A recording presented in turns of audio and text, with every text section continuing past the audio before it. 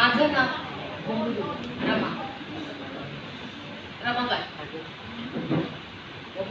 लहानपणी मला तरी रामी असं पुकारत. साहेबांची मी रामू आणि तुम्ही सर्वजण मला रमाई म्हणून संबोधता. रमाई म्हणून मला ओळखतात.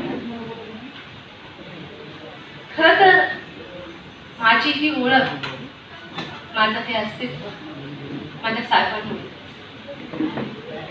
माझे साहेब म्हणजे मोठे कायदे पंडित, जागतिक कीर्तीचे विद्वान,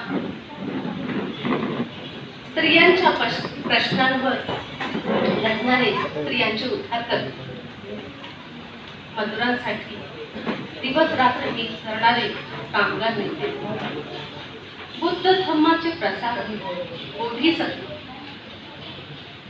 हजारो वर्षापासून जातीयतेच्या बेड्या तोडून टाकणारे भारताचे महामानव. अशा स्वतंत्र प्रज्ञा सूर्याची सतीचारी रमाबाई. माझ्या जन्मापासूनची गोष्ट सांगते. रत्नागिरी जिल्ह्यात वनन गावात माझा जन्म झाला. माझ्या वडिलांचं नाव भिकुजी धोत्रे आणि आईचं नाव रखमाबाई. हरणे बंदरावर माझे वडील माशांच्या टोपल्या वाहण्याचं काम करायचे. बंदरापासून ते घरापर्यंत, बाजारापर्यंत सारखी त्यांची धावपळ असायची. आमच्या घरात गरिबी असायची, परंतु आमचं पोट भरण्यासाठी आमचे मायबाप दिवस रात्र कष्ट करत. आई माझी घरकाम सांभाळली. जड उजी वाकून माझ्या वडिलांना छातीचं दुखणं लागलं. ते दुखणं ते असं अंगावरच गाडी. हळूहळू दुखणं वाढत होतं. माझ्या मोठ्या बहिणीचं लग्न झालं होतं एक वर. छोटा भाऊ शंकर आणि गौरा, म्हणजे आताच्या कुटुंबात मीच मोठे होते.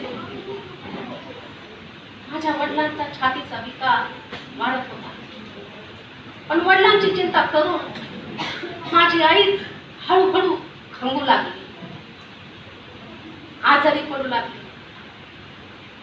नंतर मग तिने अंथरूणच धरलं. त्या लहानपणाच्या दिवसाची एक आठवण सांगते तुम्हाला. त्या लहानपणाच्या दिवसाची एक आठवण सांगते तुम्हाला. मी बाहेर असं अंगणात खेळत होते. आई अंथरुणात होती. शेजारच्या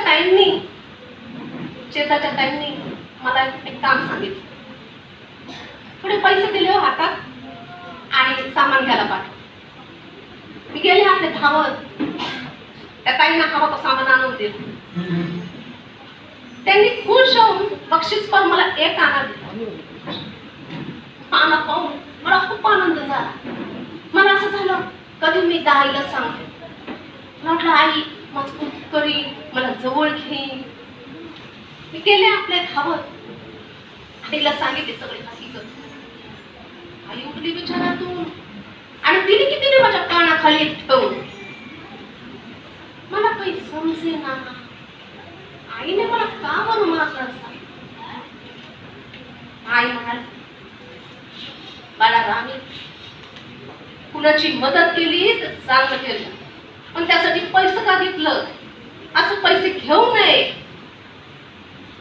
ह्या दिवशी मला माझ्या आईने आयुष्याचा आणि आईने दिलेली या शिकवण मी पुढे आयुष्यभर विसरले नाही. हळूहळू दिवस आला. आईने अंथरूण भरून घेतलं. सतत आपली ठोकत असायची. एक दिवशी आईला खूप खोकला लागत होता. मला काही समजत नव्हतं.